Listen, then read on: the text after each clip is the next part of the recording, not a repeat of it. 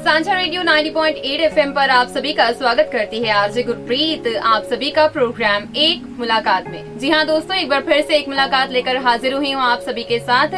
जैसे कि आप सभी को पता है कि इस प्रोग्राम में हम एक से एक महान हस्तियों से आपकी मुलाकात कराते हैं और ऐसे ही एक महान हस्ती हमारे इस प्रोग्राम में आज हमारे साथ जुड़े हैं जो कि बहुमुखी प्रतिभा के धनी हैं। जी हाँ, ये एक शायर हैं, ये एक गायक हैं और साथ ही साथ लेखक भी हैं। जी हाँ, इनका नाम है श्री राजेंद्र शर्मा रैना। आइए इनसे जानते हैं कि आज इनको हमारे सांझा रेडियो पर आकर कैसा लगा और किस तरह के विचार अपने साझा करना चाहेंगे। जी सर। बेशक सांझा रेडियो जैसे नाम है साझा, बेशक इसमें कोई शक नहीं किस प्रकार सभी लोगों को इकट्ठा करने का एक काम ये साझा रेडियो कर रहा है। धन्यवादी हूँ मैं साझा रेडियो का जी कि जिन्होंने मुझे यहाँ आने का मौका दिया है, जी सबके रूबरू होने का मुझे अवसर मिला है। जी।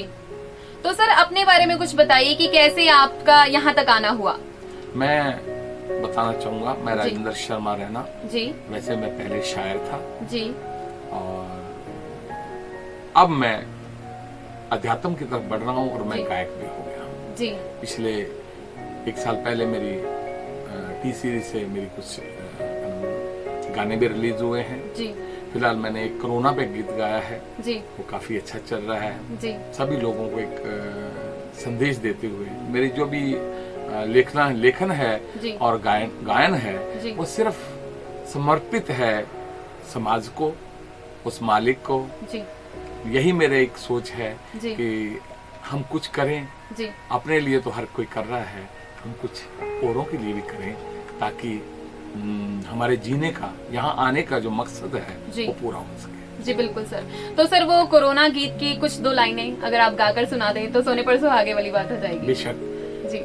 मैं ये चाहूंगा, आप सबसे अनुरोध भी करूंगा कि थोड़ा सा इस पे आप अमल भी करना। जी। डरो ना डरो ना डरो ना, कोरोना से लड़ना जरूरी है।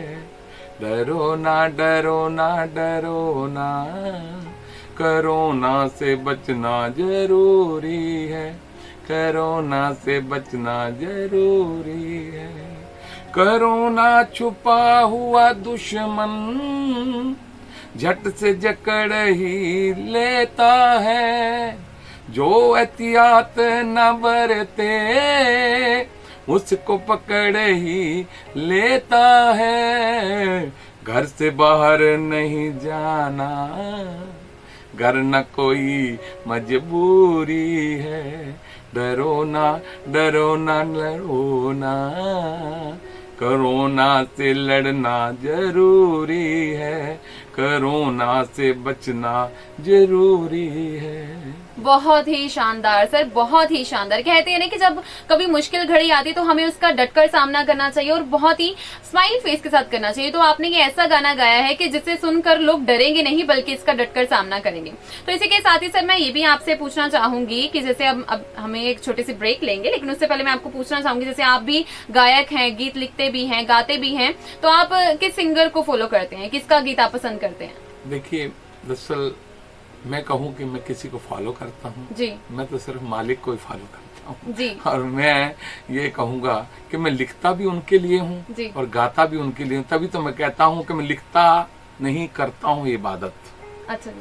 और इबादत में गुस्ताखी नहीं होती। जी बिल्कुल। और यही एक और कहूँगा कि उस मालिक के लिए कि लफ्जों का दरिया जब लिखता हूँ तो लफ्जों का दरिया ना जाने कहाँ से आता है। जी। मैं लिखता नहीं, कोई मुझसे लिखवाता है। मैं लिखता नहीं, कोई मुझसे लिखवाता है। बहुत बढ़िया सर, बहुत बढ़िया। तो सर आपसे मैं ये पूछना चाहूंगी कि संगीत का शौक आपको कब से पड़ा और इस संगीत के सफर में आपका संघर्ष कैसा था? कितना संघर्ष किया आपने, कितना स्ट्रगल आपको करना पड़ा यहाँ तक आने के लिए? मैं ये कहूँ कि संगीत का शौक कैसे पड़ा, जी, ये कहने में मुझे संकोच भी नहीं है और ये सच्चाई भी है कि संगीत हर इंसान के जी मन में बसा हुआ है। जी बिल्कुल। ये अलग बात है कि कोई उसको गायकी के तौर में लेता है, कोई सुनने के तौर पे लेता है। जी सर।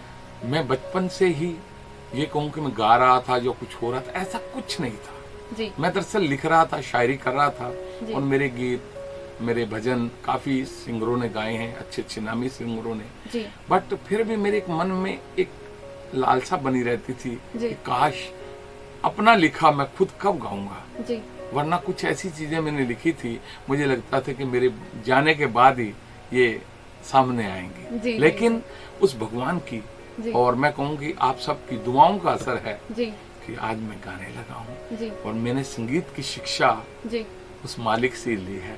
जी। मेरे को संगीत की शिक्षा देने वाला कोई नहीं रहा, क्योंकि मैं खुद काफी टाइम से कोच रहा हूँ जी। और मुझे सिखाना इतना आसान नहीं है। जी जी क्योंकि जिस अंदाज से लोग सिखाते हैं जी। शायद मेरे को पसंद नहीं आ रहा, कमी मेरी भी हो सकती है। जी लेकिन फिर मैंने जब उसका ध्यान करके जी शुरू किया जी। तो उन्होंने मुझे सब कुछ दे दिया। आज हर अंदाज से मैं लिख भी रहा हूँ, अपने ही लिखों को कंपोज कर रहा हूँ। जी कंपोज करने के अलावा उनको म्यूजिक भी खुद भी दिलाने की कोशिश करता हूँ अपने अंदाज से। जी सर। और यही वजह है कि आज जो मैं लिख रहा हूँ आम जन के लिए। जी लोग लिखते हैं अपने लिए। अध्यात्म बेशक आज आध्यात्मिक को भी लोगों ने कमर्शियलाइज कर दिया है। जी वो सर। चाहते हैं मगर उसका नाम लेना तो बहुत दूर, जी उसका नाम होना चाहिए। जैसे मैं लिखता हूँ तो मेरी बातों में क्या होता है, जी आपको एक सुनाता हूँ मेरी पंजाबी जी बिल्कुल। जो आध्यात्मिक कलाम है जी कि विगड़ी गल कुछ बनदी नाही, साडी ते कुछ चलदी नाही, सब कुछ आपे ही कराई जाना है, मोरा किसे होर नू बनाई जाना जी है। सर। सब कुछ आपे ही कराई जाना है, मोरा किसे होर नू बनाई जाना है, मोरा किसे होर नू बनाई जाना है, मोरा किसे होर नू बनाई जाना है। बहुत खूब सर, बहुत ही ब्यूटीफुल। मतलब आपकी बातों में ना मतलब शहद जैसे कहते हैं ना कि घुल रहा है, मतलब कानों में रस घुल रहा है, ऐसी मतलब आप बातें कर रहे हैं और बहुत ही मजा आ रहा है आपकी बातों को सुनकर। तो दोस्तों यहाँ पर मैं ये भी इनसे जानना चाहूंगी सर आपसे कि आपको अब तक कितना टाइम हो गया संगीत में? मैं ये कहूँ कि मैं संगीत में जी पिछले ये कोई मैं कहूँ कि ये इत्तेफाक है जी मेरा गायक बनना। जी सिर्फ एक लगन मैं कहूँ जी और मेरी ये किस्मत में लिखा हुआ था। जी तो मेरे को एक गाना मिला है जी और मेरे को गाने का कुछ अंदाज आए हैं, जी मैंने सर। सीखे हैं कुछ। जी तो मैं एक बात जरूर कहना चाहूंगा जी कि जो बच्चे संगीत सीखते हैं, जी जो कर रहे हैं, जो गाना चाहते हैं, देखिए संगीत तो आपके अंदर है। जी सर। आपको खुद ही गुरु बनना पड़ेगा। गुरु तो आपको रास्ते बताएंगे, आपके सर। उस्ताद तो आपको 2 लाइनें बताएंगे, जी। मगर वो 6 लाइनें आपको खुद तैयार करनी होंगी, जी। तभी आप सफल होंगे। जी बिल्कुल। तो सर मैं यहाँ पर अब आपसे ये जानना चाहूंगी कि आज के दिन में संगीत की दुनिया में आपकी अपनी क्या क्या उपलब्धियां हैं, क्या क्या अचीवमेंट्स हैं? मैं इसमें कहने में कोई गुरेज नहीं करूंगा, ना ही मुझे कोई शर्म है, ना कोई वो बात है कि मैं कहूँ कि मैंने बहुत ज्यादा उपलब्धियां हासिल की हैं। जी। मैंने उपलब्धियां तो नहीं हासिल की, जी। मगर अब संगीत, बेशक संगीत एक इबादत का, भक्ति का माध्यम भी है, जी क्योंकि संगीत भगवान को बहुत प्यारा है। जी मैंने इस अंदाज में भगवान को प्रसिद्ध करने के लिए जी। एक नए अंदाज से, जी। जो सनातन की पुरानी पद्धति है जी कि शोर शराबे के बगैर भक्ति की जाए, जी उस अंदाज को अब मैं फिर नए ढंग से पेश करने जा रहा हूँ। जी सर।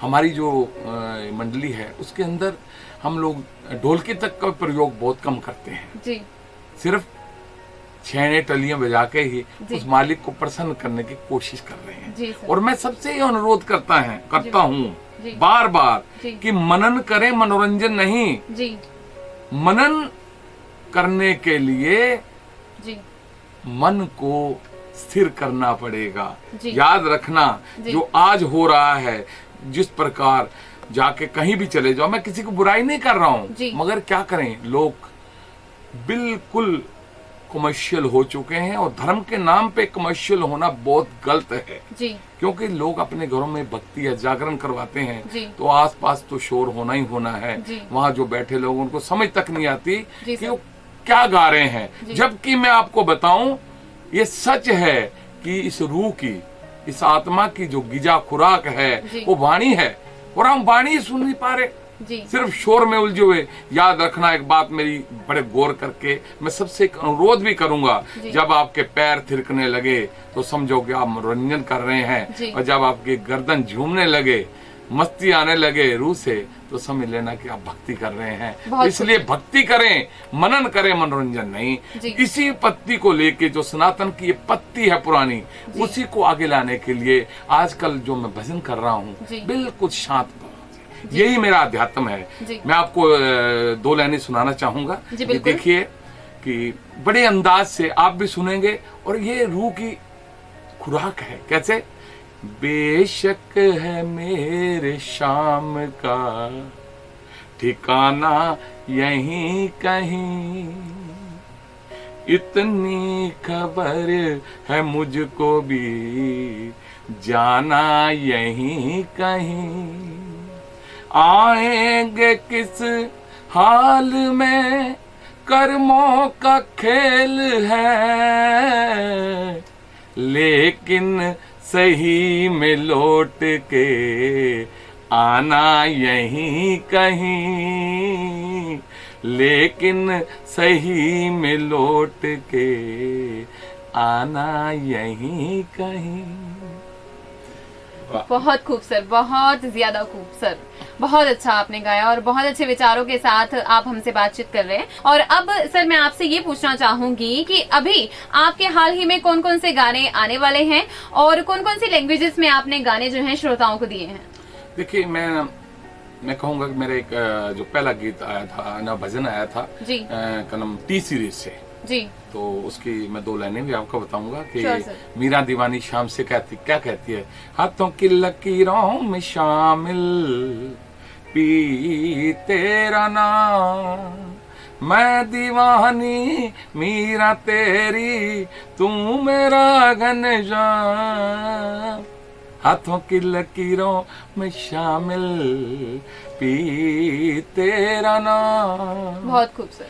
तो फिलहाल तैयारी कर रहा हूँ मैं कि कुछ और चीजें जो लोगों के दिलो दिमाग तक पहुंचे जी, और ये नहीं कि उसमें शोर शराबा ज्यादा हो। गाएंगे हम नए अंदाज में, हम ये कहें कि जो सनातन की पत्ती रही है उस हिसाब से हम करेंगे।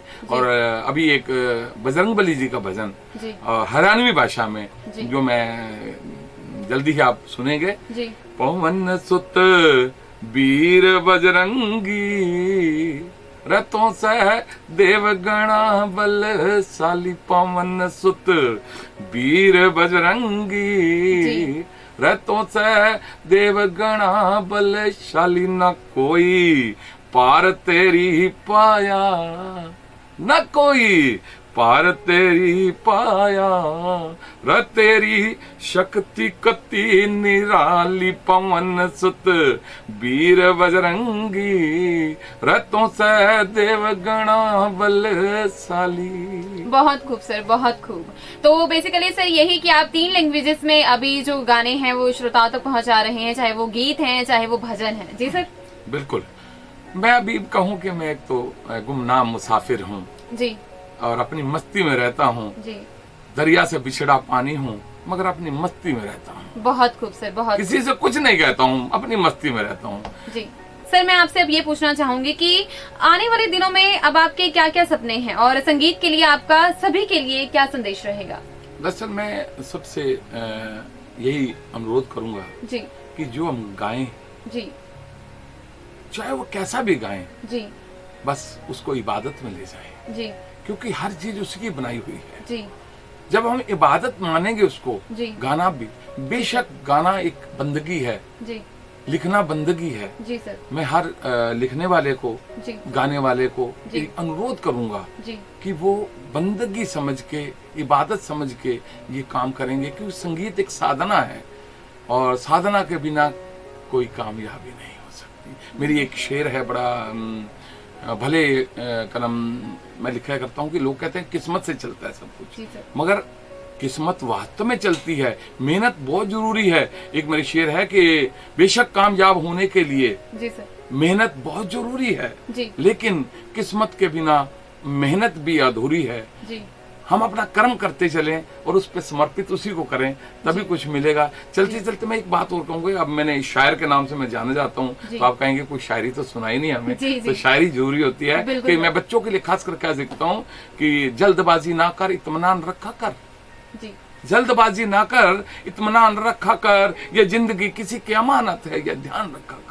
क्योंकि मोटरसाइकिल भगाए जा रहे हैं, उनको पता ही नहीं है कि क्या होना आगे। कि जल्दबाजी ना कर, इत्मीनान रखा कर, ये जिंदगी किसी की अमानत है, ध्यान रखा कर। खाना पीना सोना शादी और बच्चे, अरे इससे अलग भी कोई अरमान रखा कर, अरे इससे अलग भी कोई अरमान रखा कर। बहुत खूबसूरत, तो बहुत खूब। मैं सबसे ये कहूंगा कि फिर दोबारा आ रहा हूँ वापस लौट के कि भले हो हादसा लेकिन भला ये काम हो जाए, तमन्ना है बस इतनी सी शहर में नाम हो जाए। गुजारिश सुन मेरे काना, कटे बाकी फिजाओं में मस्ती में, जमी हो नाम की महफिल हंसी वो शाम हो जाए। जमी हो नाम की महफिल हंसी वो शाम हो जाए। बहुत खूब सर, बहुत खूब। तो सर आज आपसे बहुत सारी बातें करके बहुत ही अच्छा लगा, बहुत मजा आया। तो दोस्तों इन्हीं सभी बातों के साथ आज की जो बातचीत है, एक मुलाकात यहीं पर समाप्त होती है। तो सर आपका हम तहे दिल से शुक्रिया अदा करते हैं हमारे साथ हमारे स्टूडियो में आकर बातचीत करने के लिए, हमारे श्रोताओं से रूबरू होने के लिए। मैं भी आपका दिल की गहराइयों से आभार व्यक्त करता हूँ और आपका धन्यवादी हूँ कि एक जर्रे को आपने आफताब बना दिया, वरना मेरी औकात कहाँ थी। Thank you very much. धन्यवाद सर।